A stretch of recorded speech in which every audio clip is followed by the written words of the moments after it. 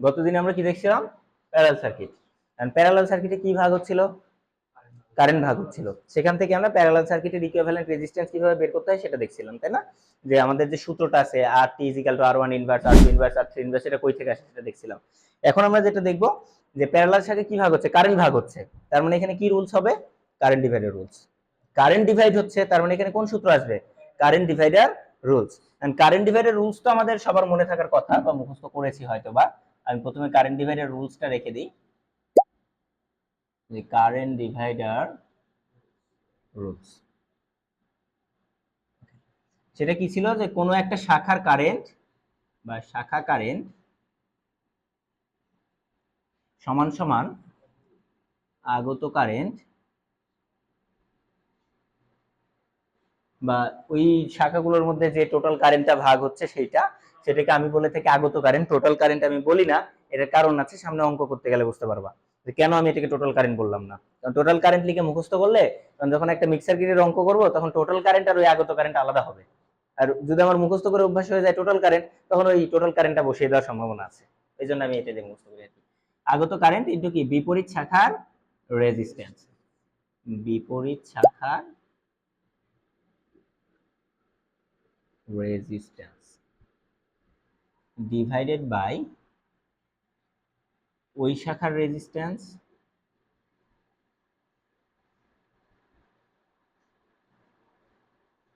যোগ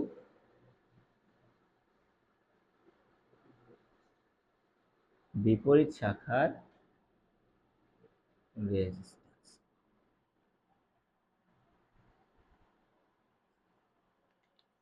এটাই তো নাকি? এটা আগে যখন ভোল্ট দিয়ে আমরা করছিলাম, তখন ভোল্টেজ ডিভাইডার রুল, তখন নিচে কি লিখতে পারতাম? এই দুইটার যোগফল মানে কি লিখতে পারতাম? টোটাল রেজিস্ট্যান্স লিখতে পারতাম। এখন কি সেটা লিখতে পারবো? না, কারণ এখন কিসে আছে? প্যারালালে আছে। আর প্যারালালে দুইটা যোগ করলে তার টোটাল রেজিস্ট্যান্স পাওয়া যায় না। ইনভার্স করে তার উপর ইনভার্স করলে টোটাল রেজিস্ট্যান্স পাওয়া যায়। কারণ এটা টোটাল রেজিস্ট্যান্স বলা যাবে না। এটা কি এখন? ওই শাখার রেজিস্ট্যান্স প্লাস হচ্ছে বিপরীত শাখার রেজিস্ট্যান্স, বা তুমি এভাবে বলতে পারো সবগুলো রেজিস্ট্যান্সের যোগফল। নরমালি কি যতগুলো শাখায় ভাগ হচ্ছে সবগুলো শাখার রেজিস্ট্যান্সের কি? যোগফল। এটা হচ্ছে আমাদের কারেন্ট ডিভাইডার রুল। এখন যে এইটা তো আমরা মুখস্থ করছি অনেকেই, সবাই হয়তো মুখস্থ করছি, বাট আমরা কি জানি না যে এটা কই থেকে আসে, তাই না? এটা কই থেকে আসে সেটা একটু দেখবো, যদিও পরীক্ষায় কখনো এটা দিবে না যে কই থেকে আসে এটা, আর শেখার জন্য আর কি দেখানো, ঠিক আছে? পরীক্ষায় এটা কখনো আসবে না যে রেজিস্ট্যান্স এই সূত্রটা প্রমাণ করে, এটা কখনো আসবে না। পরীক্ষায় আসবে কি? এটার অ্যাপ্লাই, এটার অ্যাপ্লিকেশনটা কোথায়, এটা সার্কিটে কিভাবে ব্যবহার করতে পারি। তো আমি যেভাবে পড়াই আর কি, সেটা ওই বইয়ের অঙ্কগুলো তো শুরু করবো আমরা, সমস্যা নাই। বাট বইয়ের অঙ্ক শুরু করার আগে প্রথমে এই বেসিক বিল্ড আপ করা দরকার। এই ছোট ছোট theory, KVL, KCL, star delta, তারপরে যে current divider rule, voltage divider rule, এগুলো জানা দরকার। তো ভোল্টেজ ডিভাইডার রুলস তো কতদিনে দেখছি, কারেন্ট ডিভাইডার রুলস আজকে দেখাবো। এবং শুধুমাত্র এই কারেন্ট ডিভাইডার এবং ভোল্টেজ ডিভাইডার রুলস রিলেটেড কিছু অঙ্ক তোমাদেরকে প্র্যাকটিস দিব, ঠিক আছে? তো হচ্ছে তোমাদের হচ্ছে না, আমাকে একটু আমার হোয়াটসঅ্যাপে আর কি নক দিবে, ঠিক আছে? তাহলে আমি হোয়াটসঅ্যাপে একটা গ্রুপ খুলবো, সেখানে আমি এই শিটগুলো দিতে পারি যেন। তো তোমাদের শুধুমাত্র প্র্যাকটিস করার জন্য এই ভোল্টেজ ডিভাইডার, কারেন্ট ডিভাইডার এবং এই যে টোটাল রেজিস্ট্যান্স নির্ণয় করা। তাহলে দেখো আমরা এখন দেখবো যে এটা কই থেকে আসে। একটা প্যারালাল সার্কিট যদি আমরা নিয়ে নিই, যে ধরে নিলাম এটা আমাদের একটা প্যারালাল সার্কিট,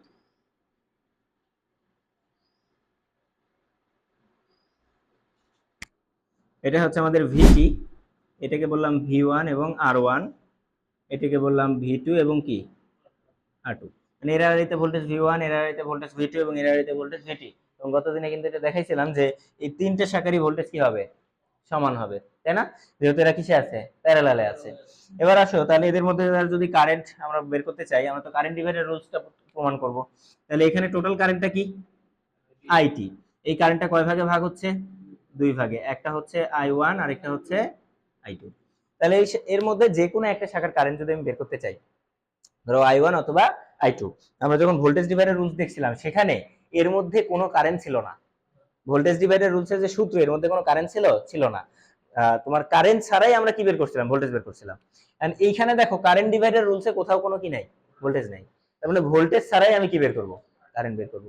এমনিতে তো নরমালি এরকম একটা অঙ্ক যদি তোমাদেরকে দিয়ে বলি যে এর ভোল্টেজ বের করো, এর হচ্ছে কারেন্ট বের করো, তাহলে কারেন্ট ডিভাইডার রুলস ছাড়াই বের করতে পারবা না? পারা যাবে। যে টোটাল রেজিস্ট্যান্স, তারপর টোটাল কারেন্ট বের করব, তারপরে টোটাল কারেন্টের মাধ্যমে হচ্ছে কি বের করব, এর ভোল্টেজটা আছে, এর ভোল্টেজ আছে, এর ভোল্টেজ আছে, এর ভোল্টেজকে যদি রেজিস্ট্যান্স দ্বারা ভাগ করি তাহলে কিভাবে কারেন্ট পাবো, একদম ইজি না। বাট এই সূত্রটা নিয়ে আসার উদ্দেশ্য কি, সূত্রটা নিয়ে আসার উদ্দেশ্য যদি কখনো আমার সার্কিটে কি জানা না থাকে, ভোল্টেজ জানা না থাকে, ভোল্টেজ ছাড়াই যেন আমি কি বের করতে পারি, আমার যদি এখানকার ভোল্টেজটা জানা থাকতো তাহলে তো আমি ইজিলি বের করে ফেলতে পারতাম যে আই ইজ ইকুয়াল টু কি ভি ডিভাইডেড বাই, মানে ভোল্টেজ ব্যতীত কিভাবে শুধু কারেন্ট এবং রেজিস্ট্যান্সের মাধ্যমেই কোন একটা শাখার কারেন্ট বের করতে পারি, সেটাই হচ্ছে আমাদের কারেন্ট ডিভাইডার রুলসের উদ্দেশ্য। তাহলে এখন প্রথমে নরমালি এমনি থিংকিং করো যে আমি যদি এখানে I1 অথবা I2 কোনটা বের করব বলো, ধরো I1, তাহলে I1 সমান সমান কি হবে, V1 divided by R1, Ohm's law অনুযায়ী I1 সমান সমান কি V1 ডিভাইডেড বাই R1, তাহলে V1 ডিভাইডেড বাই R1 হলো। এখন আমি কি, আমার উদ্দেশ্য কি যে আমার ভোল্টেজটা কি নাই, জানা নাই, আমার এই ভোল্টেজটাকে কিসের মাধ্যমে রিপ্লেস করব, কারেন্টের মাধ্যমে, তাহলে আমার সূত্র চলে আসবে। তাহলে এই ভোল্টেজটাকে কারেন্টের মাধ্যমে রিপ্লেস করার উপায় কি, দেখো এই V1, V1 মানেই কি VT, মানেই কি V2, তাহলে V1 এর বদলে আমি কি লিখতে পারি, ভিটি লিখতে পারি, তার মানে কি ভিটি ডিভাইডেড বাই আর1 লিখতে পারি। আর এই ভিটি সমান সমান কি বলতে পারি, দেখো তো ভিটি সমান সমান আমি কি বলতে পারি, আইটি ইনটু আরটি। এখানকার আরটি এর মান কত হবে, আর1 এবং আর2 এর প্যারালাল। তাহলে গতকালকে যখন আমরা প্যারালাল সার্কিটের ইয়ে দেখছিলাম যে দুইটা শাখা যদি হয় তো সেখান থেকে আরটি সমান সমান আমরা কি বলতে পারতাম, আর1 আর2 ডিভাইডেড বাই কি আর1 প্লাস আর2, এটা বলছিলাম না গতদিনে যে আর1 আর2 ডিভাইডেড বাই কি আর1 প্লাস আর2, যে দুটি শাখার গুণফল ডিভাইডেড বাই দুটি শাখার যোগফল, এটা প্রমাণ করে দেখাইছিলাম।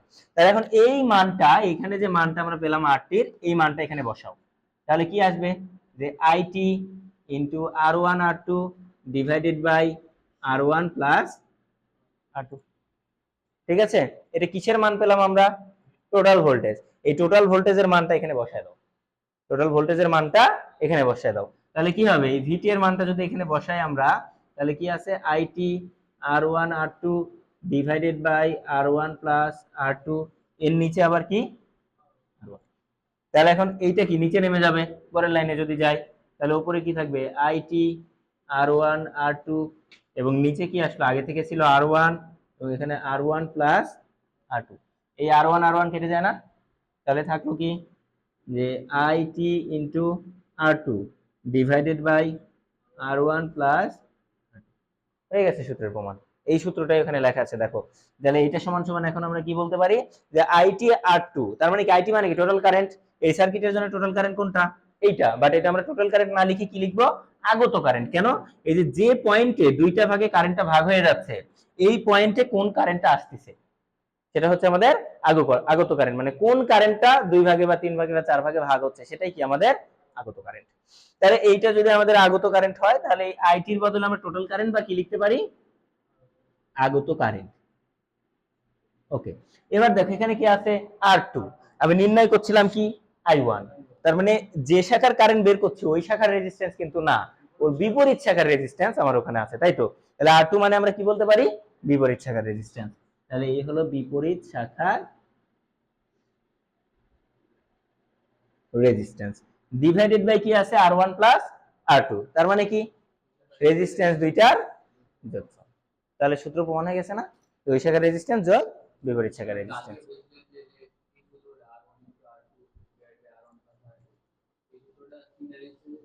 প্রযোজ্য না, শুধুমাত্র দুইটার ক্ষেত্রে প্রযোজ্য, বাট আমরা দুইটা শাখা ধরে সূত্রটা প্রমাণ করলাম শুধু, বুঝতে পারছো, মানে এইটা যে এইটা লেখা যায় এতে কোনো সন্দেহ আছে না, এটা 100% হয়।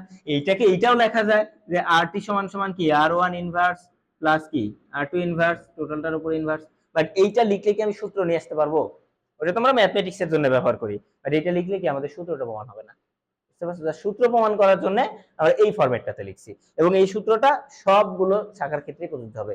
এখন এই যে তোমার প্রশ্নটা সঠিক আছে যে এখানে তো দুইটা শাখা, তিনটা হলে কি করব, অ্যাকচুয়ালি কারেন্ট ডিভাইডার রুল শুধুমাত্র দুইটা শাখার জন্যই প্রযোজ্য, কারেন্ট ডিভাইডার রুলস কি শুধুমাত্র দুইটা শাখার জন্য প্রযোজ্য, তাহলে তিনটা চারটা শাখা হলে কি করব এটা এখন দেখবো, যে যতগুলোই শাখা হোক না কেন সেটাকে আমাকে দুইটা শাখায় রূপান্তর করে নিতে হয়, তবেই আমি সেখান থেকে কারেন্ট ডিভাইডার রুলস এর মাধ্যমে কি করতে পারবো, কারেন্ট বের করতে পারবো, বুঝতে পারছো। সেই ধরনের প্র্যাকটিস আমরা কিছু দেখবো। এখন এটা বুঝছি কিনা যে সূত্রটা কই থেকে আসে, ওকে, এটা যদি নাও বুঝি তাও সমস্যা নাই, আমাকে এই সূত্রটা কি করতে হবে, মুখস্থ করতে হবে, এতে কোনো মাপ নাই আর কি। আচ্ছা, তাহলে এখন দু একটা অঙ্ক দেখি আমরা। এই কারেন্ট ডিভাইডের রুলস নিয়ে একটু বেশি সমস্যা হয়, তো আমরা অঙ্কে যাওয়ার আগে এই কারেন্ট ডিভাইডের রুলসের আর কি একটু পোস্টমর্টম করি, যে কি কি ধরনের অঙ্ক এখান থেকে থাকতে পারে, অঙ্কে আমাদের কি কি কন্ডিশন আসতে পারে সেটা একটু দেখি। ইনশাল্লাহ সামনের দিনে ডাস্টার একটা কিনে নিয়ে আসবো। ডাস্টারের অবস্থাটা খুবই খারাপ, বোর্ডের অবস্থাও খারাপ হয়ে গেছে। হ্যাঁ, ডাস্টার দিয়ে জাস্ট একটু মুছে দিলে পরিষ্কার হয়ে যাবে, বুঝতে পারছো? কিন্তু এই ডাস্টারদের জন্য এরকম হচ্ছে। ওকে, তাহলে এখন আমরা কিছু র্যান্ডম উদাহরণ দেখবো। আমার ইচ্ছা মতো আমি তৈরি করে নিলাম ধরো কিছু উদাহরণ।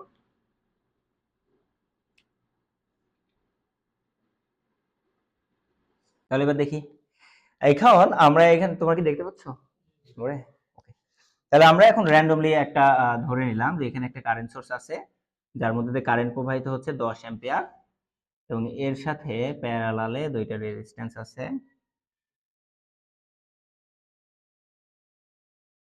একটাকে বললাম 2 ওহম, আরেকটাকে বললাম 3 ওহম। দিয়ে আমি বললাম যে এর মধ্যে দিয়ে প্রবাহিত কারেন্ট বের করো, অর্থাৎ I1 এবং I2 বের করো। তাহলে দেখো এখন কিন্তু সার্কিটে কি নাই, ভোল্টেজ নাই। ভোল্টেজ আছে? নাই। তাহলে আমরা কারেন্ট ডিভাইডার রুলসের মাধ্যমে এখান থেকে আমরা এটা বের করব।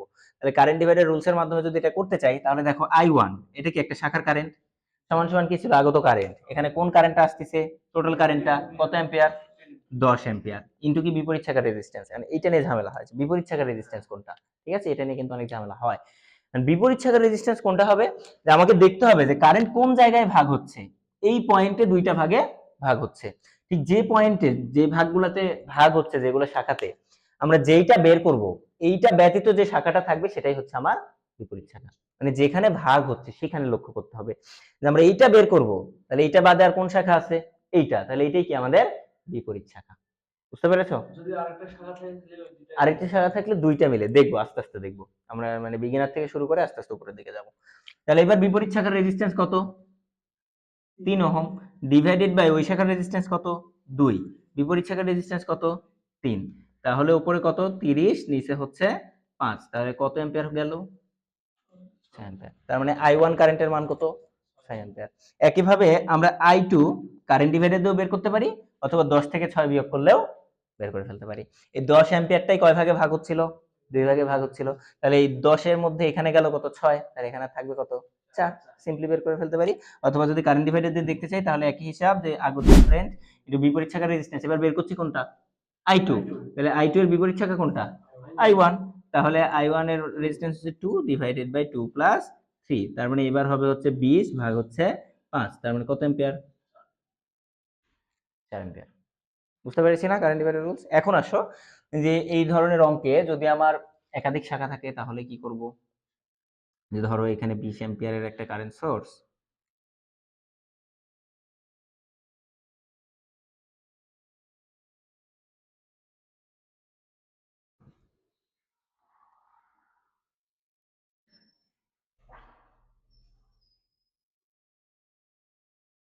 এরকম তিনটে থাকলো, ঠিক আছে। আর আমরা কি জানি যে আমাদের কারেন্ট ডিভাইডার রুলস দুইটা শাখার জন্য প্রযোজ্য। আচ্ছা, এই সার্কিট আর এই সার্কিট যে একই কথা, এটা তো বুঝি। দেখো এখানে কয়টা শাখা প্যারালালে আছে, 3টা, তার মানে 3 ভাগে ভাগ হচ্ছে। এখানে অনেকেরই প্রথমে মনে হইতে পারে যে এখানে কারেন্ট ফ্লো করলে এখানে কয় ভাগে ভাগ হচ্ছে, 2 ভাগে। এটাও যেরকম সত্য, এখানে কারেন্ট সরাসরি যদি বলি 3 ভাগে ভাগ হচ্ছে, সেটাও কি সত্য। কারণ এই 3টা পয়েন্টই কার সাথে সংযুক্ত আছে, একটা নির্দিষ্ট বিন্দুতে। আমি যদি এই সার্কিটটাই এইভাবে অঙ্কন না করে যদি এইভাবে অঙ্কন করি, কোনো সমস্যা আছে কিনা দেখো তো। সেম সার্কিট আমার এরকম ভাবে থাকতে পারে না, একই কথা কিনা? আগেও যা ছিল এখনো তাই আছে। দেখো আগে কি মনে হচ্ছিল, 2 ভাগে ভাগ হচ্ছিল, এখন কি মনে হচ্ছে, 3 ভাগে। তো এই ধরনের অঙ্কগুলো আমি সরাসরি 3 ভাগ ধরেও করতে পারি, এটা বুঝতে পারলে সামনে অঙ্ক করতে আর কি সুবিধা হবে। এই অঙ্কে তুমি 2টা ভাগ ধরে করতে পারতা, সমস্যা নাই, বাট ওই অঙ্কগুলাতে কি হবে, ঝামেলা হবে। তাহলে 3টা ভাগে ভাগ হচ্ছিল, একই বিষয়। এই যে 3টা ভাগে ভাগ হয়েছে, আবার 3টাই কি হয়েছে, একই পয়েন্টে যুক্ত হয়েছে। এর নিচেরটাও আমরা এইভাবে লিখতে পারি, তাই কিনা বলো, যে এইখান থেকে সংযোগ করে দিতে পারি, একই কথা না? ওকে, তাহলে এখন আসো, এই সার্কিটে আমাকে মনে করো এই 3টে কারেন্ট বের করতে বললো, যে I1, I2 এবং হচ্ছে I3। এই 3টে কারেন্ট আমাকে বের করতে বললো। তাহলে কি করব, আমরা কারেন্ট ডিভাইডার রুলস এর মাধ্যমে করব। এখন আমরা কি জানি, কারেন্ট ডিভাইডার রুলস এর মাধ্যমে শুধু কি করা যায়, দুইটা শাখার মধ্যে কাজ করা যায়, কিন্তু এখানে শাখা কয়টা, 3টা। তাহলে কি করতে হবে, যে ধরো আমি I1 বের করব, যে শাখার কারেন্ট বের করব এই শাখা ব্যতীত বাকি যতগুলো শাখা থাকবে সবগুলো মিলে একটা বানায় নিতে হবে, সবগুলো মিলে ইকুইভ্যালেন্ট একটা সার্কিট বানায় নিতে হবে।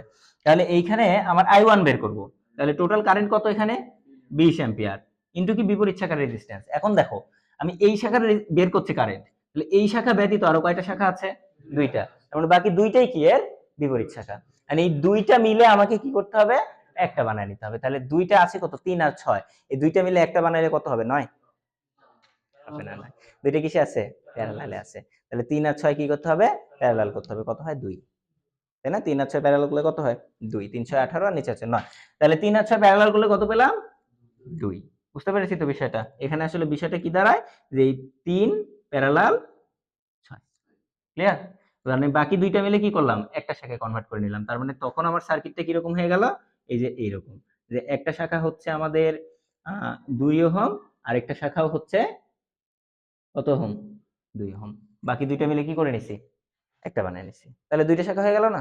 ওকে, তাহলে বিপরীত শাখার রেজিস্ট্যান্স ডিভাইডেড বাই কি, ওই শাখার রেজিস্ট্যান্স কত, 2 যোগ কি বিপরীত শাখার রেজিস্ট্যান্স, এন্ড বিপরীত শাখার রেজিস্ট্যান্স কত, 3 আর প্যারালাল 6, তার মানে কত 2। এই জায়গাটাতেই ভুল হয়, ওই যে আমরা দেখছি সবগুলো রেজিস্ট্যান্সের যোগফল ওইখানে এরকম করে আসছি, তাহলে এখানে 2 যোগ 3 যোগ 6 এটা যদি করি তাহলে সঠিক হবে, হবে না, কারণ আমার শাখা কয়টা বিবেচনা করতে হবে, দুইটা, এটা একটা শাখা আর এটা একটা শাখা, এই শাখার রেজিস্ট্যান্স যোগ বিপরীত শাখার রেজিস্ট্যান্স, এই জন্য ওখানে এইভাবে লিখছিলাম যে ওই শাখার রেজিস্ট্যান্স যোগ বিপরীত শাখার রেজিস্ট্যান্স। ওখানে যদি টোটাল রেজিস্ট্যান্স বা সবগুলো রেজিস্ট্যান্সের যোগফল লিখতাম তাহলে কি এখানে ভুল করতাম না? বুঝতে পারছি? তাহলে এখন এখান থেকে কত আসবে দেখো, উপরে আসবে হচ্ছে 40, নিচে আসবে 4, সমান সমান কত অ্যাম্পিয়ার, 10 অ্যাম্পিয়ার। তার মানে এর মধ্যে দিয়ে কত কারেন্ট যাচ্ছে, 10 অ্যাম্পিয়ার গেল। এইবার যদি এখান থেকে আমরা I2 বের করতে চাই, তাহলে I2 এর জন্য আগত কারেন্ট তো আর সেম আলাদা না, 20 অ্যাম্পিয়ার ইনটু কি হবে বিপরীত শাখার রেজিস্ট্যান্স। এবার কোনটা বের করছি, I2, আর কারেন্ট ভাগ হয়েছিল কয় ভাগে, এখানে 3 ভাগে, তাহলে I2 এর বিপরীত শাখা কোন দুইটা, এইটা এবং এইটা, মানে যেটা বের করব এইটা ব্যতীত যতগুলো শাখা থাকবে সবগুলোই কি বিপরীত শাখা। তাহলে আমার এই I2 এর বিপরীত শাখা কোনটা, I1 এবং I3, তাহলে এই দুইটাতে কত আছে, 2 এবং 6, তাহলে 2 এবং 6 এর যদি আমরা প্যারালাল করি কত হবে, করে দেখো তো। তার মানে এক কথায় এখানে কি হবে, 6 প্যারালাল 2, 6 প্যারালাল 2 কত হচ্ছে, তাহলে নিচে আবার কি ওই শাখার রেজিস্ট্যান্স কত, 3 যোগ বিপরীত শাখার রেজিস্ট্যান্স কত, 6 প্যারালাল 2, 6 প্যারালাল 2 করলে কত হয়, আচ্ছা 1.5, তাহলে এটা দিয়ে ক্যালকুলেশন করো কত আসে,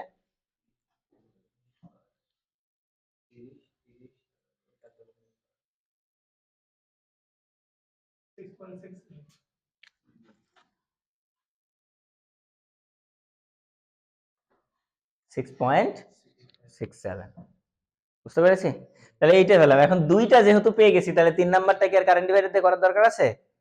এই টোটাল কারেন্ট থেকে এই দুইটা বাদ দিয়ে দিলেই 3 নাম্বার কারেন্ট পাবো। কিছু বললাম? একটা জিনিস সমস্যা আছে ভাই, যে I2 রেসপেক্টে I1 আর I3, হ্যাঁ, এইগুলো তো প্যারালাল, তা বুঝুন কেমনে? কারেন্ট ডিভাইডার অ্যাপ্লাই করছি মানে তিনটা প্যারালাল আছে, এতে তো কোনো সন্দেহ নাই। আগেরটা বুঝছো যে I1 এর এই দুইটা কিসের সাথে প্যারালাল আছে, অবশ্যই I2 এর সাপেক্ষে এই দুইটা প্যারালাল আছে, এই তিনটা কিসে আছে, প্যারালাল, এতে কোনো সন্দেহ আছে নাই। তাহলে তোমার চিন্তা হচ্ছে যেটা বের করবে এইটা বাদে যতগুলো শাখা থাকবে তারা সবাই কি প্যারালালে, এদেরকে আমি এক্সচেঞ্জ করতে পারি না, এটা তো একটা তারের মাধ্যমে সংযুক্ত আছে। আমি এই 3 ওহম, মনে করো এই 3 ওহমটা নিয়ে এসে এখানে দিলাম, দিতে পারি না, এই 3 ওহম এখানে দিয়ে দিলাম, এটা হচ্ছে I2 আর এটা হচ্ছে I1, এই 2 ওহম এখানে দিয়ে দিলাম, দিতে পারি না, পারি তো নাকি? তাহলে এবার বোঝা যায় না যে I2 এর সাপেক্ষে এই দুইটা কিসে আছে, প্যারালাল আছে, মানে দুইটা যে একসাথেই থাকতে হবে এরকম তো কোনো কথা নাই, এই পাশে ওই পাশে দুই পাশে থাকতে পারে, তাও তারপরে তারা কিসে থাকবে, প্যারালাল থাকবে। মানে যেটা বের করব এইটা বাদে বাকি যতগুলো থাকবে সবগুলা কিসে, প্যারালাল, এবং এদেরকে মিলে কি করতে হবে, একটা বানিয়ে দিতে হবে। বুঝতে পেরেছি এটা? ওকে, আরো কিছু কন্ডিশন আছে সেটা, I3 এর মানি বের করব। তাহলে I3 যদি বের করতে চাই তাহলে আগত কারেন্ট কত, 20, বিপরীত শাখার রেজিস্ট্যান্স কি হবে, 3 আর 2 মিলে যেটা হবে সেইটা, আর নিচে ওই শাখার রেজিস্ট্যান্স যোগ বিপরীত শাখার রেজিস্ট্যান্স। বুঝতে পেরেছি? সরাসরি I3 পেয়ে যাব। আরো কিছু কন্ডিশন আছে সেটা একটু দেখি।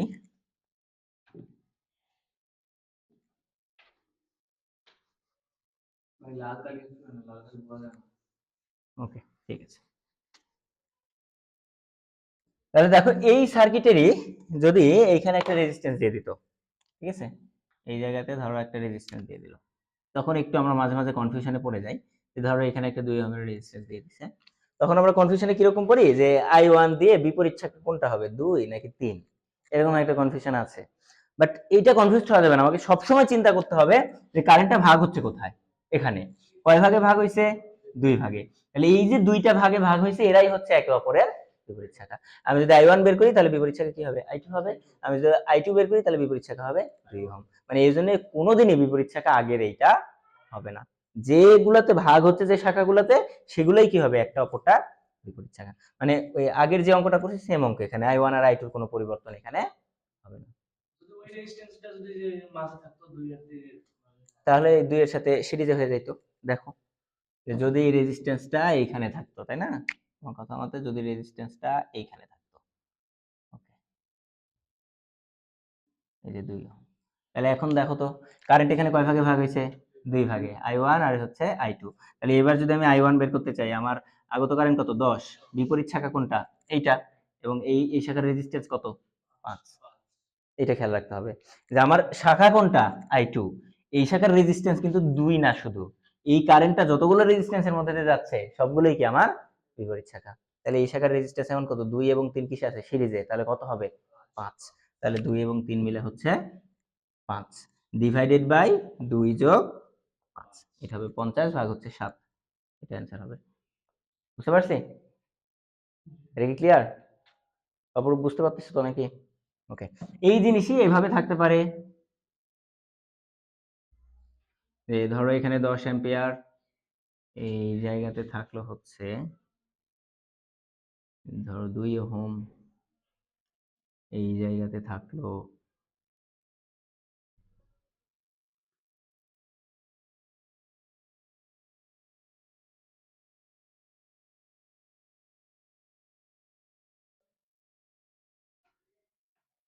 আমরা তো আস্তে আস্তে মিক্স সার্কিটের দিকে যাচ্ছি, তাই না, শুধু প্যারালাল করলে হবে না, এবার মিক্সের দিকে আগাইতে হবে।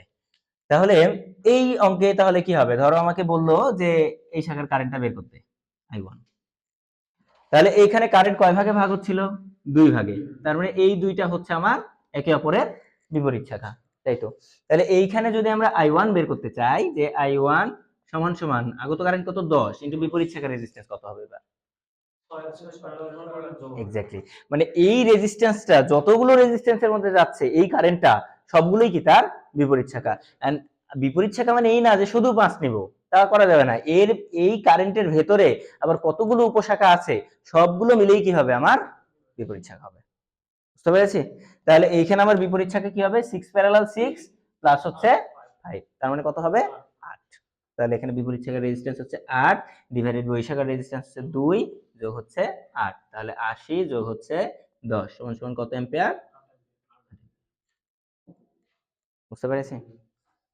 ওকে, তাহলে এখন যদি এরকম দুইটা শাখা না থাকে, তিনটা শাখার যদি এরকম থাকে, দেখি, তাই না, যদি তিনটা শাখার ক্ষেত্রে আবার এরকম প্যাচ দিয়ে দেয়, তাহলে সেক্ষেত্রে কি করব,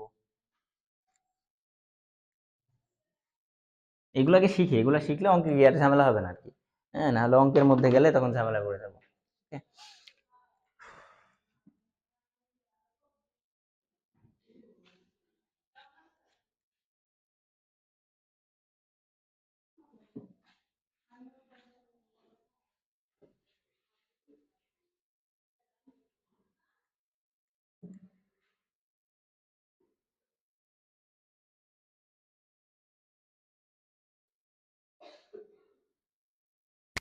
ধরো এরকম একটা রেজিস্ট্যান্স দিয়ে দিল, ঠিক আছে, এরকম একটা রেজিস্ট্যান্স দিয়ে আমাদেরকে বললো এখানে ধরো 1 ওহম, এই হচ্ছে 2 ওহম, 3 ওহম, 5 ওহম, 6 ওহম, এই হচ্ছে 2 ওহম, এরকম বললো।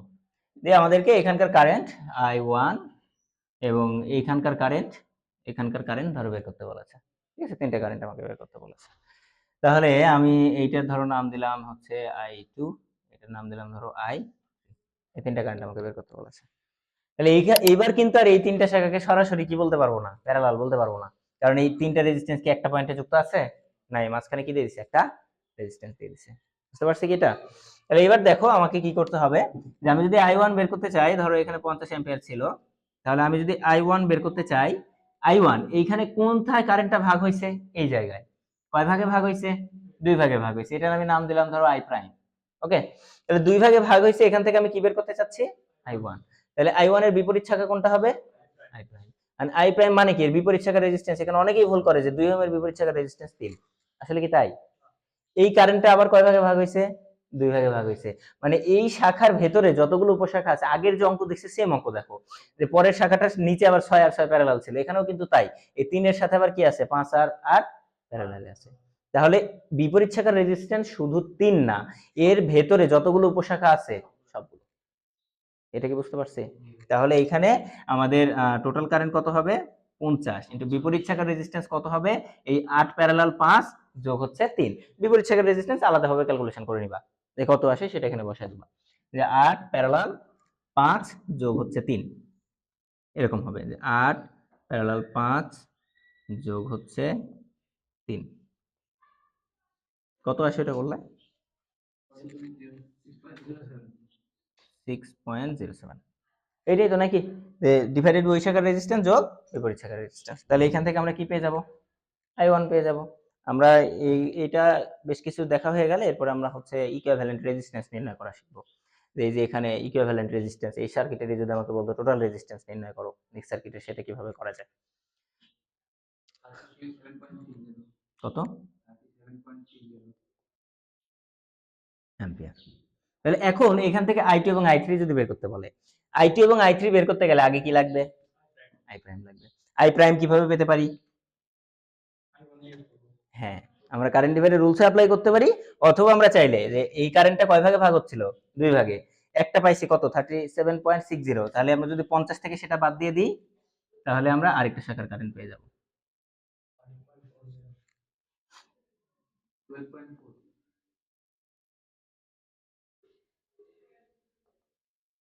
12.4 ওকে, অ্যাম্পিয়ার। তাহলে এই কারেন্টটা এখন আবার কয় ভাগে ভাগ হচ্ছে? 2 ভাগে ভাগ হচ্ছে। তাহলে এখন আমরা যদি I2 বের করতে চাই, এইবার টোটাল কারেন্ট বা আগত কারেন্ট কি হবে? 12.40। এই জন্য আমরা ওইখানে টোটাল কারেন্ট দিয়ে মুখস্থ করি নাই, কারণ এই কারেন্ট বের করার সময় আমি যদি টোটাল কারেন্ট দিয়ে মুখস্থ করতাম তাহলে টোটাল কারেন্ট কত? 50, কিন্তু এর মধ্যে ভাগ হচ্ছে কোন কারেন্টটা? I prime. তাহলে এখন আগত কারেন্ট কি হবে? I প্রাইম, কারণ এই পয়েন্টে কোন কারেন্ট আসতেছে? I প্রাইম আসতেছে। তাহলে এই 12.40 এখন কয় ভাগে ভাগ হবে? 2 ভাগে ভাগ হবে। তাহলে এই জায়গাটাতে আমরা বলতে পারি যে I2 12.40 গুণন কি? বিপরীত শাখার রেজিস্ট্যান্স কত? 6 আর 2 8, ডিভাইডেড বাই ওই শাখার রেজিস্ট্যান্স 5 যোগ হচ্ছে 8। এইটা হবে আমাদের অ্যানসার, তাই না? I2 এর। সিমিলারলি I2 যদি বের করতে পারি তাহলে I3 ও আমরা কি পারবো? বের করতে পারবো।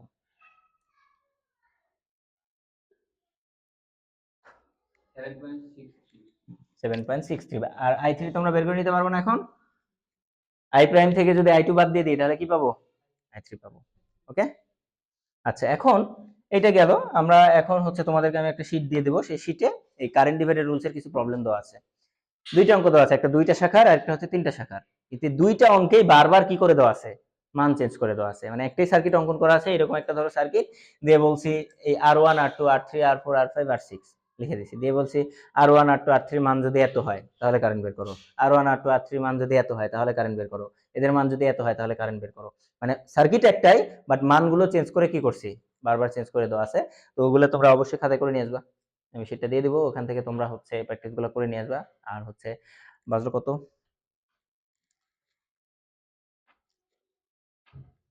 ওকে, এখন আমরা টোটাল রেজিস্ট্যান্স নির্ণয় করে দেখবো। নাকি ক্ষুধা লাগছে? কোন 2 ওহম? এটা একই কারেন্ট I3। এইটার মধ্যে দিয়ে যে কারেন্ট যাচ্ছে এটার মধ্যে দিয়েও কি একই কারেন্ট যাচ্ছে। ঠিক আছে? আরো অনেকগুলো কন্ডিশন আমরা অঙ্ক করার সময় দেখবো, এখন মাথায় আসতেছে না, বাট অঙ্ক করতে গেলে কি বিভিন্ন সময় বিভিন্ন কন্ডিশনের সামনে আসবো, তখন সেটা সমাধান করে দেবো ইনশাআল্লাহ। এখন দেখো আমরা হচ্ছে টোটাল রেজিস্ট্যান্স বা ইকুইভ্যালেন্ট রেজিস্ট্যান্স নির্ণয় করা শিখবো, এই জন্য এখন দেখাবো। ক্ষুধা লাগছে নাকি কারো? ক্ষুধা লাগছে? খাওয়া করে আসুনি তো কেউ? না, সেটাই স্বাভাবিক, কারণ কি আমরা সবাই মেসে থাকি, তাই না? ওদের সকালে খাবার দেয় না। তাই এটা নির্ণয় করে দেখাবো, এবং এটার জন্য তোমাদের অনেকগুলো হোমওয়ার্ক চলে যাবে। ঠিক আছে, কারণ আরটি নির্ণয় করা শিখলে বইয়ে যতগুলো অঙ্ক আছে সবগুলো অঙ্কের তোমার কাজ হচ্ছে টোটাল রেজিস্ট্যান্স নির্ণয় করা। আমি ওই করে অঙ্কে কি বলছো এটা তোমার দেখার দরকার নাই। অঙ্কে হয়তো কোনো একটা শাখার পাওয়ার বলছে বা ভোল্টেজ বলছে বা কোনো একটা কিছুর হচ্ছে তোমার কারেন্ট বের করতে বলছে, ডাজন্ট ম্যাটার, ওইটা তোমার দেখার বিষয় না। তোমার হোমওয়ার্ক হচ্ছে বইয়ে যতগুলো সার্কিট আছে সবগুলো সার্কিটের আরটি নির্ণয় করে নিয়ে আসা। এটা হচ্ছে তোমার প্রথম কাজ, এবং এটা যদি করতে পারো ভবিষ্যতে ওই অঙ্কটা করা সহজ হয়ে যাবে। কারণ তখন ওই অঙ্ক নিয়ে তোমাকে আর আলাদাভাবে চিন্তা করা লাগবে না যে কোনটা সিরিজ কোনটা প্যারালাল, এটার কানেকশন কেমন, এটার চিন্তা করা লাগবে না, কারণ তুমি অলরেডি ওই অঙ্কের কি করছো, টোটাল রেজিস্ট্যান্স বের করে ফেলছো। এটা হচ্ছে হোমওয়ার্ক, মনে থাকে যেন, লিখে নাও প্রয়োজনে। হোমওয়ার্ক কি, বইয়ে যতগুলো অঙ্ক আছে, সবগুলো অঙ্ক সম্ভব না, কারণ কিছু অঙ্কে কি আছে, আননোন রেজিস্ট্যান্স আছে, ওইটা পসিবল না। বাট যত অঙ্ক আছে সবগুলো কি টোটাল রেজিস্ট্যান্স নির্ণয় করার চেষ্টা করা। সবগুলো হয়তো পারবো না, কারণ পয়েন্ট মেথড হয়েছে নাকি, হ্যাঁ না, ম্যাক্সিমাম অঙ্কেই দেখবা আরটি বের করতেই হয়, বইয়ে দেখবা করা আছে কিনা, আর যদি না হয় নিজের মতো করে নিয়ে চলে আসবা, এই যে এখানে এসে বুঝবা হয়েছে নাকি হয় নাই। আমি দেখবো, তোমরা দুইজনের সাথে মিলাইতে পারবা হয়েছে নাকি হয় নাই, বুঝতে পারছো? ওকে,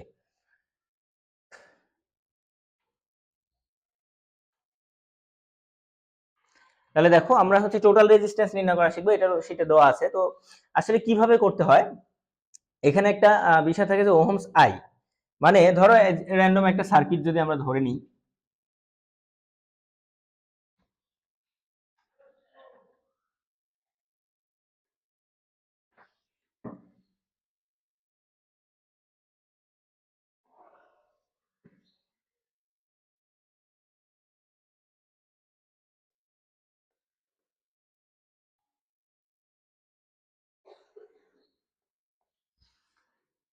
আমাদেরকে বললো এই সার্কিটের আরটি বের করতে, যদি শুধু এরকম বলে আর টি বের করো, তার মানে সোর্স যেখানে থাকবে তার সাপেক্ষে নির্ণয় করতে হবে। আর কখনো কখনো সোর্স থাকবে না, বা বলবে আর টি না বলে বলবে আর এ বি, তখন আমাকে দেখতে হবে এই সার্কিটের কোথায় এ লেখা আছে আর কোথায় বি লেখা আছে। আর এ বি মানে হচ্ছে এই এ বি পয়েন্টের সাপেক্ষে আমাকে টোটাল রেজিস্ট্যান্স বের করতে হবে। অথবা কখনো কখনো এইভাবে তীর চিহ্ন দিয়ে দিবে, দিয়ে বলবে আর নির্ণয় করো, আরটি নির্ণয় করো। এইটার মানে হচ্ছে তোমাকে এইখান থেকে তাকাতে হবে, এইখান থেকে তাকিয়ে তুমি যতগুলো রেজিস্ট্যান্স দেখতে পাবে সবগুলোর কি নির্ণয় করতে হবে, টোটাল রেজিস্ট্যান্স নির্ণয় করতে হবে। মানে তখন তোমার সোর্স কোথায় বিবেচনা করতে হবে, এইখানে। যে কোনো আরটি নির্ণয় করার সময় আমরা আসলে সেখানে কি বিবেচনা করি, একটা সোর্স বিবেচনা করি। ওহম মিটার যে রেজিস্ট্যান্স পরিমাপ করে কিভাবে করে, ওহম মিটার যে রেজিস্ট্যান্স পরিমাপ করে কিভাবে করে, ওহম মিটার নিজেই কি একটা সোর্স। এটা যদি একটা ওহম মিটার হয়, তাহলে এর যে দুইটা নব, ঠিক আছে, এই দুইটা নবই তো আমরা রেজিস্টারের আইতে সংযোগ করি, তাই না? এটা যদি আমাদের রেজিস্টার হয়, আর হয়, এই আর এর মান সে কিভাবে পরিমাপ করে, এই ওহম মিটারের ভেতরে একটা ইন্টারনাল কি আছে, সোর্স আছে, মানে ব্যাটারি আছে। এই ব্যাটারি থেকে সে কি করে, একটা কারেন্ট ফ্লো করে, ঠিক আছে? তাহলে এই এর ভেতরে কত ভোল্টেজের ব্যাটারি আছে জানে না, জানে, সেই ভোল্টেজ পরিমাপ করতে পারে। এর মধ্যে দিয়ে কত কারেন্ট গেল সেটা পরিমাপ করতে পারবে। তাহলে ভোল্টেজ আর কারেন্ট যদি পায়, তাহলে আর সমান সমান কি হবে, ভি ডিভাইডেড বাই আই।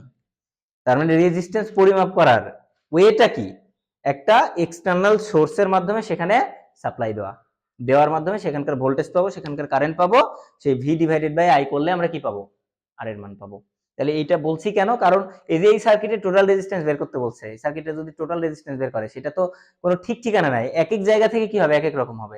আমি যদি বলি এই সোর্সের সাপেক্ষে, তাহলে ওহম মিটার কোথায় সংযোগ করতে হবে, এই জায়গাতে, তাহলে এই সার্কিটের টোটাল রেজিস্ট্যান্স বের করবে। কিন্তু আমি যদি ওহম মিটার এই জায়গায় সংযোগ করি, তাহলে আগে যে রেজিস্ট্যান্স দেখাইছিল সেই রেজিস্ট্যান্স কি দেখাবে, কারণ এইখানেই সোর্স বিবেচনা করবে, করে এর সাপেক্ষে টোটাল রেজিস্ট্যান্স বের করবে।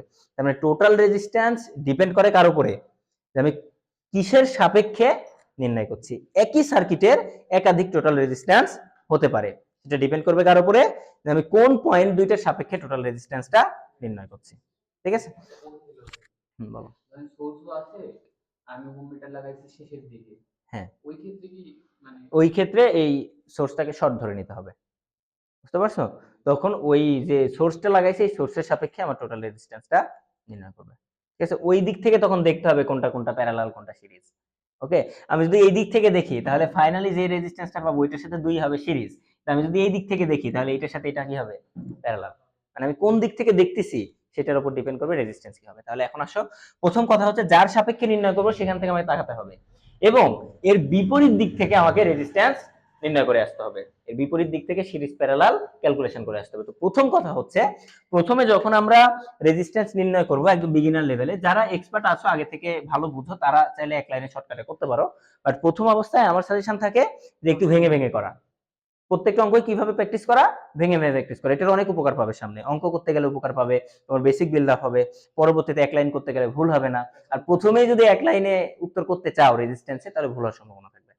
তাহলে দেখো আমি বললাম যে এর বিপরীত দিক থেকে আমাকে দেখে আসতে হবে। তাহলে বিপরীত দিক থেকে যদি দেখে আসি, এর বিপরীত দিক থেকে দেখো তো এখানে কারেন্ট ফ্লো করো, এই কারেন্টটা কয় ভাগে ভাগ হয়েছে? 2 ভাগে। তার মানে এরা দুজন কিসের সাথে? প্যারালালে। সরাসরি না, কিন্তু পরোক্ষভাবে কিসে থাকবে? প্যারালালে। আবার এই কারেন্টটা আবার কয় ভাগে ভাগ হয়েছে? 2 ভাগে। তার মানে এরা দুজন কিসে আছে? প্যারালাল। এবং এটা সরাসরি প্যারালাল। এটা আমরা গঠন দেখেও বুঝতে পারি, কারেন্টের ভাগ দেখেও বুঝতে পারি। এখানে কারেন্ট 2 ভাগে ভাগ হয়েছে, আবার দুইটা কারেন্টই কি একত্রিত হয়েছে। আবার যদি গঠনের দিকে তাকাই, দুইটা রেজিস্ট্যান্সেরই প্রথম প্রান্ত একটা বিন্দুতে, দুইটা রেজিস্ট্যান্সেরই দ্বিতীয় প্রান্ত আরেকটা বিন্দুতে সংযুক্ত আছে, তাহলে এরা দুজন কিসে আছে? প্যারালাল আছে। তাহলে প্রথম কাজটা হচ্ছে এই যে অংশটুকুর ইকুইভ্যালেন্ট একটা রেজিস্ট্যান্স তৈরি করে নেওয়া। এই দুইটা মিলে কয়টা তৈরি করতে হবে? একটা। তাহলে এই দুইটা মিলে যদি আমি একটা রেজিস্ট্যান্স তৈরি করি, তাহলে আমার সার্কিটটা কিরকম হবে? এবার এই প্লাস মাইনাস, এইখানে হচ্ছে 2 ওহম, এই হচ্ছে 3 ওহম, আর এই জায়গাতে হচ্ছে 6 ওহম, আর 5 আর 10 প্যারালাল করলে কত হয়? 3.6। তাহলে এই দুইটা মিলে কি করলাম? একটা বানায় নিলাম। আর এই দুইটা মিলে যখন একটা বানায় নিয়েছি, তখন দেখো তো আবার যে আমরা যদি কারেন্ট ফ্লো করি, তাহলে এই কারেন্ট আর এই কারেন্ট কি একই কারেন্ট না? যেহেতু দুইটা একই কারেন্ট, তার মানে এরা দুজন কিসে আছে? সিরিজে আছে। আবার গঠন দেখেও বোঝা যায়। তাহলে এখন কাজ কি? এই দুইটা মিলে আবার একটা বানানো। তোমাদের শীটে ঠিক এভাবেই দাগানো আছে যে কোন অংশে কোনটার কাজ করছে, স্টেপ বাই স্টেপ আগে নির্ণয় করে দেখানো আছে।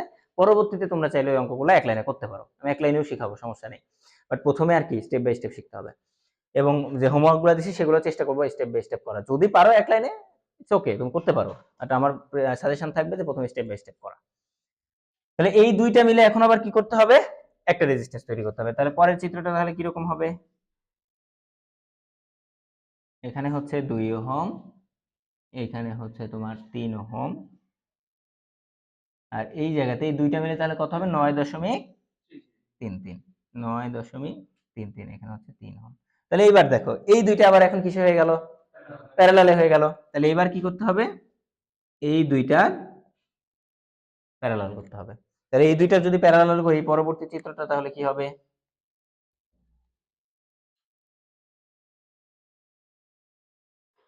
এই দুইটা মিলে 3 আর 9.33 প্যারালাল করে এখন একটা হবে কত? 2.27। তাহলে এখন এবার এই দুইটা কিসে আছে? সিরিজে আছে। তার মানে আমাদের r সমান সমান আমরা কি বলতে পারি? 2 প্লাস 2.27, তার মানে 4.27। এটা হচ্ছে স্টেপ। স্টেপ বাই স্টেপ কিভাবে আমাদের অঙ্ক করতে হয়, আমাদেরকে প্রথমে দেখতে হবে কার সাপেক্ষে বের করতে বলছে, তার বিপরীত দিক থেকে, মাঝখান থেকে হতে পারে, দেখতে হবে প্যারালাল শাখা থেকে আমাকে ক্যালকুলেশন শুরু করতে হবে। মানে ভেতরে যতগুলো প্যারালাল শাখা থাকবে সেগুলো আগে সিরিজ করে নিব, তারপর স্টেপ বাই স্টেপ আমাকে আগাতে হবে আর কি। তাহলে এই 5 আর 10 আগে প্যারালাল করে একটা বানায় নিছি, তারপরে দেখলাম সেটা সেটার সাথে কিসে আছে? সিরিজে আছে। ওই দুইটা মিলে একটা বানায় নিছি, আবার কি দেখলাম? প্যারালালে আছে। ওই দুইটা মিলে আবার একটা বানায় নিছি, এই দুইটা ফাইনালি কি আমাদের রেজিস্ট্যান্স পেলাম। আর এটা যদি আমি এক লাইনে করতে যেতাম, এখন এই ভেঙে ভেঙে করার সুবিধা কি? তুমি যখন প্রত্যেকটা অঙ্ক ভেঙে ভেঙে করে অভ্যস্ত হয়ে গেছো, তখন তুমি এই সার্কিটের দিকে তাকালেই বুঝতে পারবা যে কোনটার সাথে কোনটা সিরিজ, কোনটার সাথে কোনটা প্যারালাল। তখন তুমি এটা কল্পনা করেই এক লাইনে অ্যান্সার লিখতে পারবা, এক লাইনের একটা ইকুয়েশন তুমি তখন লিখতে পারবে। কিন্তু প্রথমে যদি এই ভেঙে ভেঙে করে অভ্যস্ত না হও, তাহলে প্রথমেই যদি আমি ওই এক লাইনে করা দেখাই, তাহলে কঠিন লাগবে দেখতে। এখন এই অঙ্কটাই যদি আমি এক লাইনে করতে চাইতাম, দেখো আর কি, তো ওই একইভাবে বিপরীত দিক থেকে আসা লাগবে। আমাকে কি দেখতে হবে? 5 আর 10 কিসে আছে? প্যারালালে। তো প্রথমে 5 আর হচ্ছে 10 কি প্যারালাল? আচ্ছা, এইভাবে প্রথমে ইকুয়েশন লিখি। 5 আর 10 হচ্ছে প্যারালাল। এরপরে 5 আর 10 আবার 6 এর সাথে কিসে আছে? সিরিজে আছে। তাহলে যোগ হচ্ছে 6। তাহলে এখন এই তিনটা মিলে কি হলো? একটা হলো না? এই তিনটা মিলে যেহেতু একটা হলো, তখন আমাদেরকে কি করতে হবে? ব্র্যাকেট ক্লোজ করে দিতে হবে। সব প্রত্যেকটা স্টেপ কাজ শেষ হবে, আর কি করতে হবে? ব্র্যাকেট ক্লোজ করতে হবে। ব্র্যাকেট দিতে যদি কার্পণ্য করো, তাহলে অঙ্ক ভুল হয়ে যাবে। একটা ব্র্যাকেট কম বেশি হবে, অ্যান্সার আলাদা চলে আসবে। ঠিক আছে? তো এই বিষয়ে খুবই সাবধান যে প্রত্যেকটা শাখার কাজ শেষ হবে, প্রত্যেকটা স্টেপ সম্পূর্ণ হবে, একটা করে কি দিয়ে দিব? ব্র্যাকেট দিয়ে দেবো। ব্র্যাকেট বেশি হলে সমস্যা নেই, কম হলে সমস্যা আছে। বুঝতে পারছো? আর ক্যালকুলেটরে যখন তুলবা সরাসরি, তখন ইচ্ছা মতো প্রথমে বেশ কয়েকটা ব্র্যাকেট দিয়ে নিবে, কারণ প্রথমে ব্র্যাকেট বেশি হলে ভুল হয় না, কিন্তু শেষে যদি ব্র্যাকেট বেশি হয়ে যায় তাহলে ভুল ধরবে। তাই প্রথমে ইচ্ছা মতো 5-6টা ব্র্যাকেট দিয়ে নিবা, তারপরে ইকুয়েশন লিখতে থাকবা।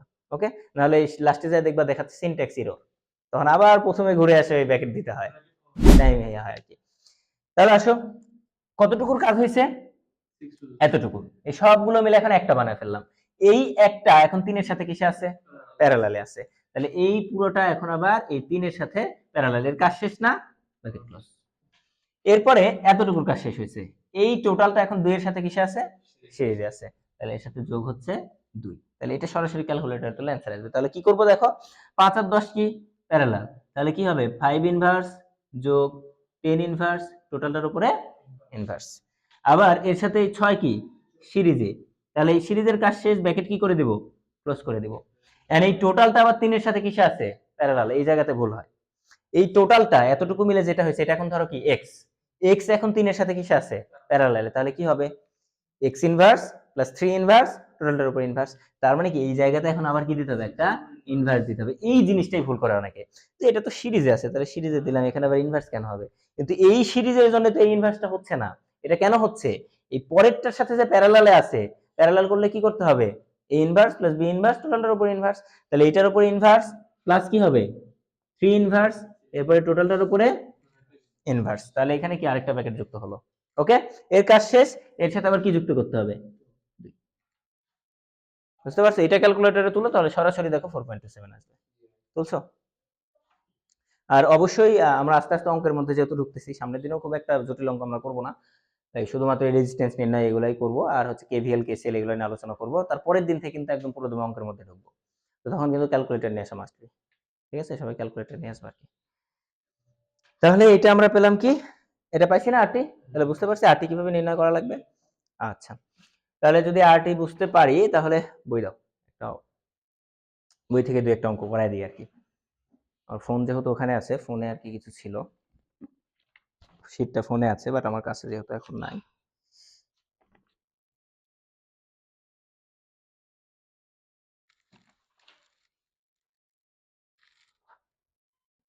তোমরা বইয়ের অঙ্কগুলো করতে গেলে বেশ কিছু সমস্যা হতে পারে, সেগুলো আর কি আমি দেখাই দেবো ইনশাল্লাহ।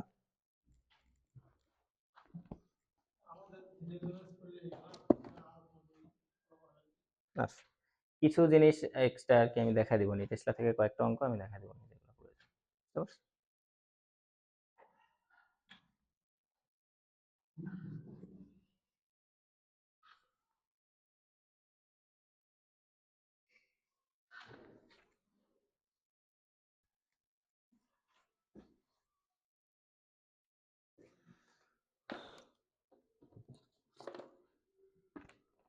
গরমে তো মনে হয় কষ্টই হচ্ছে তোমাদের, কারেন্ট চলে গেল, কি আর করার বলো।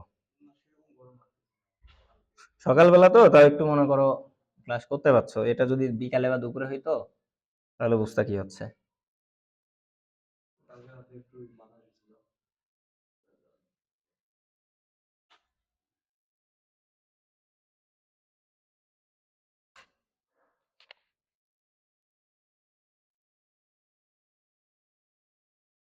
বিড়ালের বাচ্চা পাইছিলে?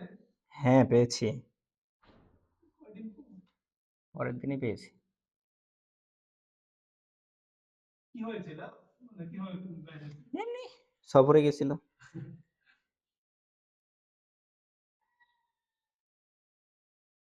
সফরে যায় স্যাকেটাকে খেয়ে চলে আসছে।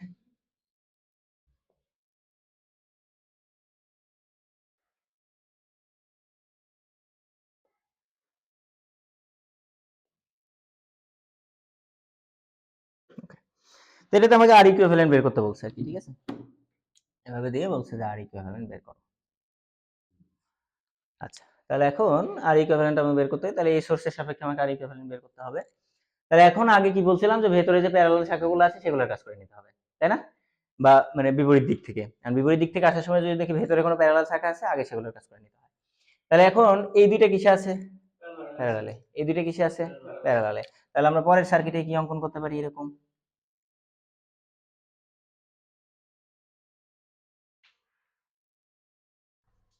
যে এখানে হচ্ছে 5, এখানে হচ্ছে 15, আর উপর দিয়ে ছিল হচ্ছে আমাদের 60 ওহম, আর ভেতরে 6 আর 12 প্যারালাল করতে পারি। 6 আর 12 প্যারালাল করলে কত হয়, 3 তো হওয়ার কথা না, দেখো তো 4 ওহম। 20 আর 80 প্যারালাল করলে কত হয়,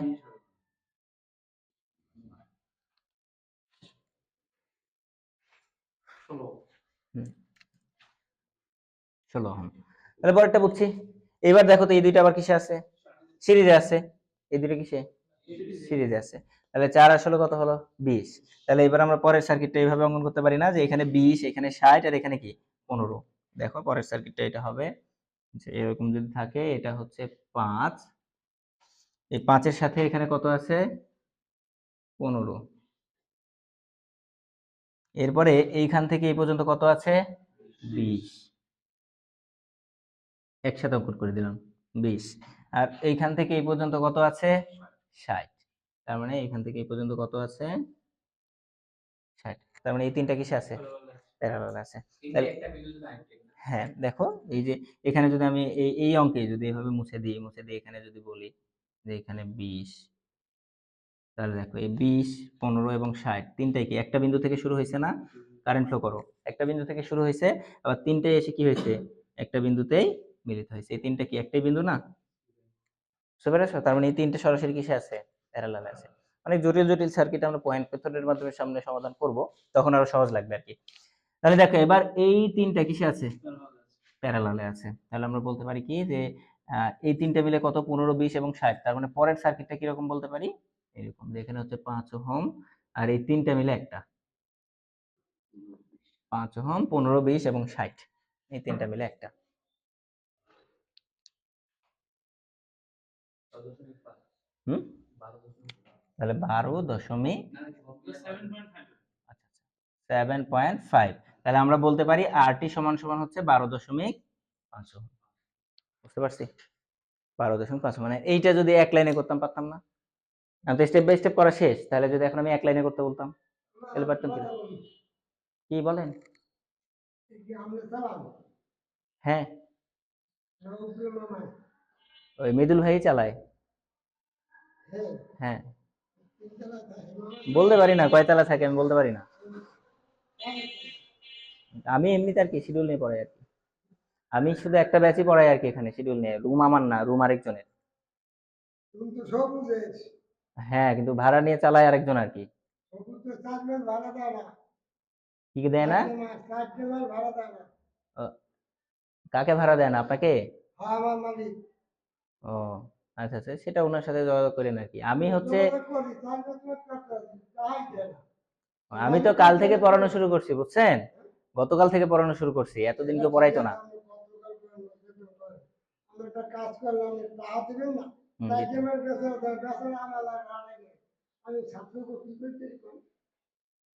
হুম, ঠিক আছে চাচা, আপনি যার হচ্ছে রুম তার সাথে যোগাযোগ করেন।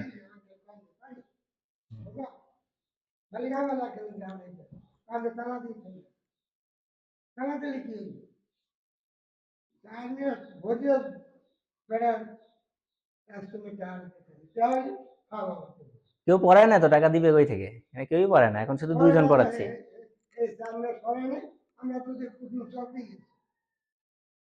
হুম, ঠিক আছে যান চাচা, হ্যাঁ আপনি তার সাথে কথা বলেন।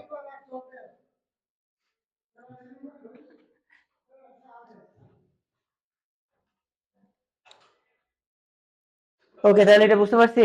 এটা যদি আমরা এক লাইনে লিখতাম তাহলে ইকুয়েশনটা কিরকম হতো বলো তো?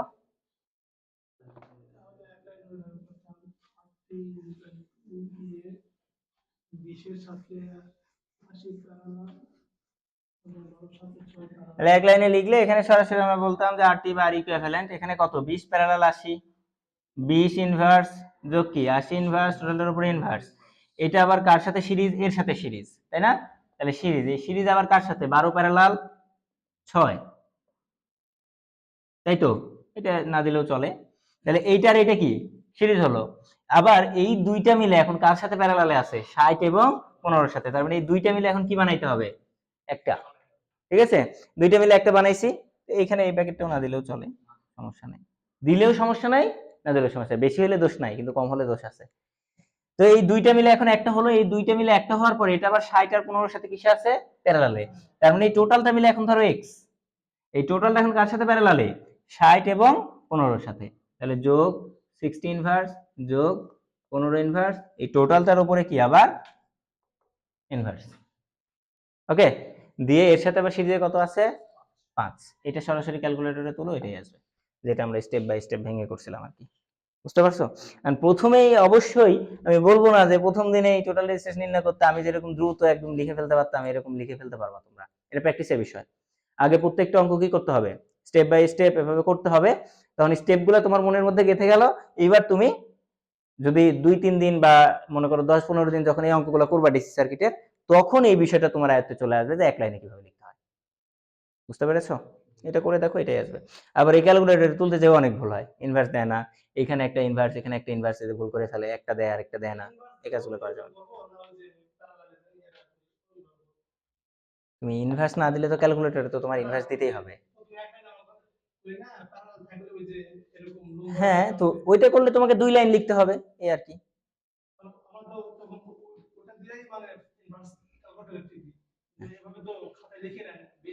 কেন এভাবে লিখো না কেন? তুমি যদি ওরকম করে দিয়ে একবারে ক্যালকুলেটর তুলতে গিয়ে ভুল না হয় দিও, সমস্যা নেই। তো আমার কাছে মনে হয় ওরকম করলে যে এই এখানে কোথায় ইনভার্স হবে কোথায় হবে না, এটা খাতা থেকে আরেক লাইন লিখে তারপরে ক্যালকুলেটর তোলাটা ভালো। কারণ শুধু যদি আমি প্যারালাল চিহ্ন দিয়ে রাখি, সেখান থেকে যদি ক্যালকুলেটরে তুলতে যাই, তাহলে কোনো একটা ইনভার্স বা কোনো কিছু ভুল হওয়ার সম্ভাবনা থাকে। এই জন্য ইনভার্সটা দিয়ে রাখি। এটা অঙ্কের উপর ডিপেন্ড করবে। এখন অঙ্ক যদি তোমাকে বলে যে আরটি বের করো, ইকুইভ্যালেন্ট রেজিস্ট্যান্স বের করো, আর তুমি যদি শুধু সরাসরি উত্তর দিয়ে আসো, তাহলে হবে? যদি তাহলে এরকম যদি করি আমি, এই যে এখানে এই চিত্রের ভিতরে যদি করি, 20 আর 8 প্যারালাল করার পর একবারে বসাই দিলাম, দেওয়ার পর আবার না, আমি তো বললাম যদি তোমার প্রশ্নই এইটা হয় যে এই সার্কিটের ইকুইভ্যালেন্ট রেজিস্ট্যান্স বের করো, তখন তুমি সরাসরি উত্তর বসে দিলে হবে না। বুঝতে পারছো? কিন্তু যদি প্রশ্ন এইটা হইতো যে কোনো একটা রেজিস্ট্যান্সের কারেন্ট বের করতে বলছে, তখন তুমি আরটি চাইলে বসাইতে পারতা, কারণ তখন অ্যান্সার কি চাইছে? কারেন্ট। তখন তোমার কারেন্ট বের করাটা হচ্ছে উদ্দেশ্য, তুমি আরটি এক লাইনে এইভাবে বসাইতে পারতা, বা এইটা না দেখাও তুমি মনে মনে এই দুইটা করে নিয়ে একটা বসাইতে পারতা, মনে মনে এই দুইটা করে নিয়ে একটা বসাইতে পারতা।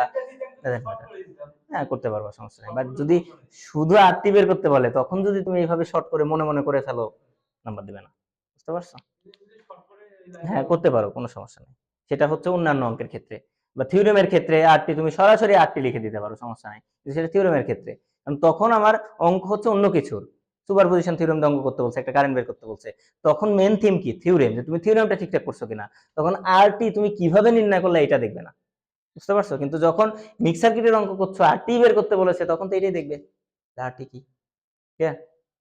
ওকে। ভাই অ্যাডমিশন টেস্টে মেথড দিয়ে তুমি বেশিরভাগ থিওরেম দিয়ে আসার সম্ভাবনা বেশি। আরটি থিওরেম দুইটাই আসে, মিক্স সার্কিট থিওরেম দুইটাই আসে আর কি। এটার কোনো কথা নেই যে বেশিরভাগ থিওরেম থেকে আসার সম্ভাবনা বেশি, কারণ অনেকবার হচ্ছে তোমার মিক্স সার্কিট থেকে অঙ্ক আসছে। বুঝতে পারছো? তবে হ্যাঁ, যদি তুলনা করতে যাই তাহলে থিওরেম থেকে বেশি আসছে। আর মোস্ট ইম্পর্টেন্ট থিওরেম হচ্ছে সুপারপজিশন, থেভেনিন। এই দুইটা হচ্ছে সবচেয়ে বেশি ইম্পর্টেন্ট। সুপারপজিশন আর থেভেনিন, এই দুইটা থেকে সবচেয়ে বেশি প্রশ্ন হয়। হুম। আগে নোডাল টোডাল থেকে তো হইতোই না, এখন ইদানিং নোডাল।